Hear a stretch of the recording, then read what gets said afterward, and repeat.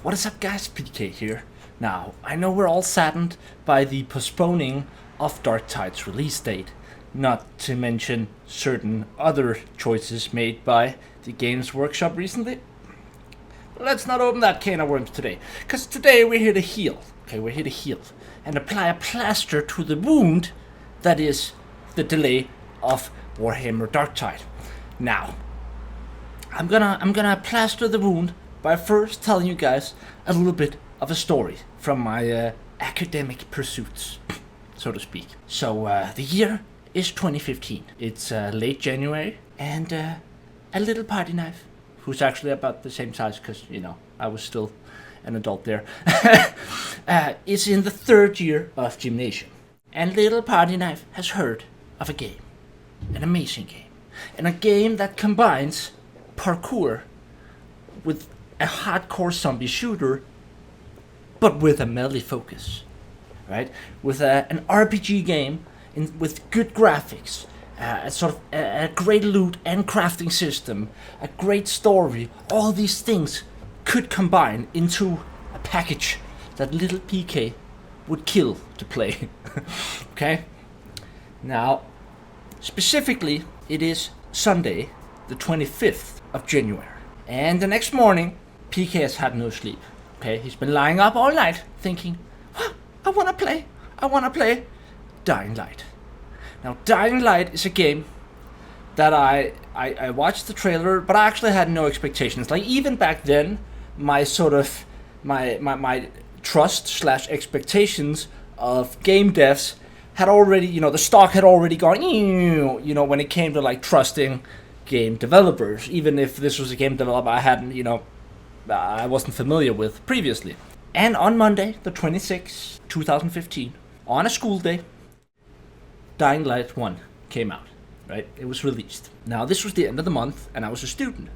PK had no money. PK was broke, like all other students, right?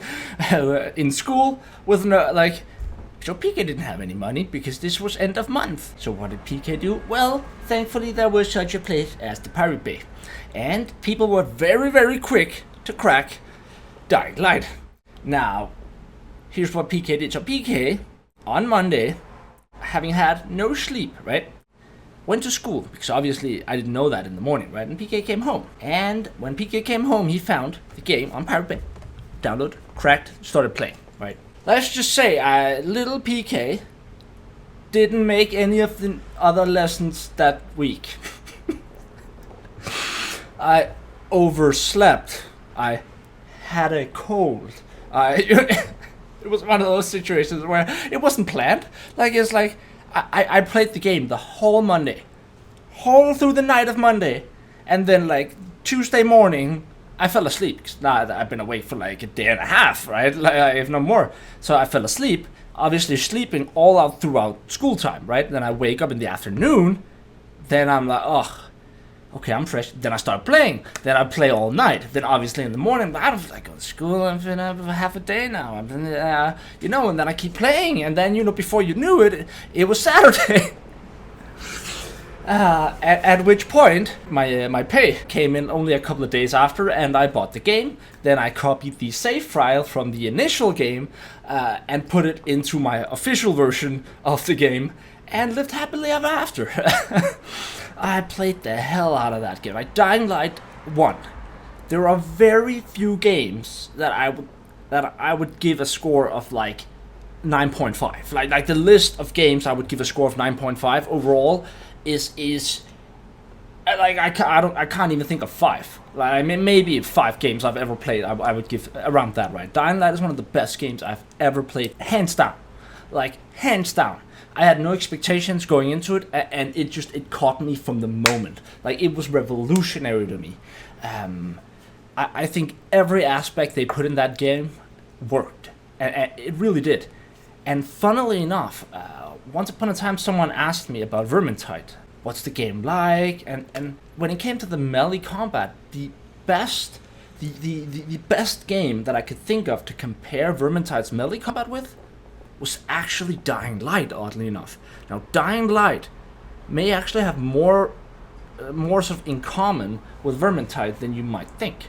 And one of the things that it in my opinion, has in common with Vermintide is that it's one of only very few games to master the physical feeling of a weapon, right? Where a wrench doesn't feel the same as a sword or as an axe or as a, you know what I mean? So you can really feel the physics of hitting something in that game. And on top of that, it just has had a great system. And the parkour, right? The parkour, it's like at a time when Assassin's Creed was starting to, just get worse and worse, in my opinion. Dying Light came, right, with these new parkour mechanics that just worked. It reminded me of like, what's that? Mirror's Edge, like an ancient parkour game, which one of the first PlayStation 4 games I had. But it was great. It all worked great, right? And so essentially what I'm trying to get you at here, so I'm trying to sell you the idea that as a plaster on the wound that is the postponing of Darktide's release date, I am suggesting to you all that the plaster we can apply is indeed the release of Dying Light 2. Now, the video we're watching right now is from the first Dying Light game, at which point we'll take a look at some of the Dying Light 2 videos. Now, the thing that makes me feel like Dying Light 2 is going to be an absolute success to Dying Light 1 is, first of all, the fact that they were willing to postpone the game. The game had a release date a very long time, like over a year ago, but due to Corona, they felt we needed more time. They postponed the release date. Of course, that's not always the case when you postpone a release date. I'm well aware of that. But the thing that I've heard some of the devs talk about with Dying Light 2 that makes me think that this is going to be such an amazing game is they're not trying to reinvent the wheel here, right? Their first game, in the same way that Vermintide 2 didn't try to reinvent the wheel, sure, there are things that differ from the first game, but they had a concept that worked, right? And it's the same with Dying Light. It just worked. The mechanics worked. They're adding to the mechanics. They're not trying to redo anything here. They're just taking the same functional game in a new setting, in a more vertical setting, with more new enemy types, with more new sort of systems implemented, with more new weapons, I'm sure, more new things, just all, put in the same box, right? In the same box. It's a new coding, but it's the same box. And if that is the case, like if they truly managed to just keep what worked about the first game, just in a new branded, sort of more elaborate package, right? Then Dying Light 2 might very well, to me at least, be the best game of 2021. Like, no questions asked. It looks absolutely amazing, and you can be absolutely dead certain that when this game comes out, which is in December, I forgot the exact date, but it's in December of 2021, right? You see, this was in 2019 already, gameplay demo, but as soon as this game comes out, I will definitely be making Dying Light 2 videos until Darktide comes out, because I feel like I also need something new and refreshing from time to time, and to give a shot. Look at this, man. This game just looks amazing. Like, it looked amazing years ago, and it just looks even better now. And every video I have seen talking about the game, talking about the mechanics, what the devs have said, like, and every visual cue I've seen from this game makes me think that this is gonna be a game worth getting. And let me just say that I'm not getting paid to say this. I truly believe that. I remember when that first Tuesday where I skipped school, right? And I just remember getting sucked into the mechanics. Like, you really felt like you got hunted in the nighttime, like absolutely chased out of your like you were like, for the first like many hours of the game. Like, I would say even for the first 2 days, you're like you were avoiding the dark. Like, if you went out during the dark, you were like you're like a fucking rabbit getting chased by a dog, right? You were screwed. And it really had like meaningful perks, meaningful upgrades, like stuff that you really felt every time you had an upgrade, an ability point, and you put it in, you could immediately feel the impact that had. That's not easy to do, but they really truly managed to nail that to a science. I feel like, where it was the parkour, it was the melee combat, it was new attacks, it was new tech, like you really felt it. And the crafting system was great. You could craft some amazing weapons, and yeah, just everything about the game to me just worked. with some of the best parkour. That unlike a game like Assassin's Creed, here you fall, you die, right? Here you don't have no like you really feel in some of those parkour moments when you had to balance it out, right? And dropping was like instant death, starting over, right? It felt meaningful. That's the thing. It felt meaningful, especially if you hadn't saved in a while, right? Which you could only do in those enclosed areas where you could sleep for the night, for example, right? So you would have to, sometimes you play a mission, and you would forget that like, okay, you started in the day, the mission is over, now it's almost nighttime, and suddenly your watch would beep, beep, beep, beep, beep, and you're like, oh fuck, right? I am nowhere close to one of the safe zone, right? You're, oh shit, like I need to, oh shit, right? And you would just, like, night would come in, and some of those night monsters, which they've talked about, they really expanded on those systems, right? They kept, again, the same core mechanics, but there's a way higher variety of those sort of elite zombies and stuff like that force you to play in different ways.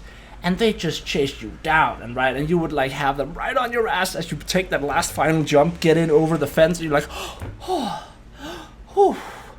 thank God, I would, right? Because so much progress would have been lost, right? It's like the last hour of work right there. You're like, whew, oh damn.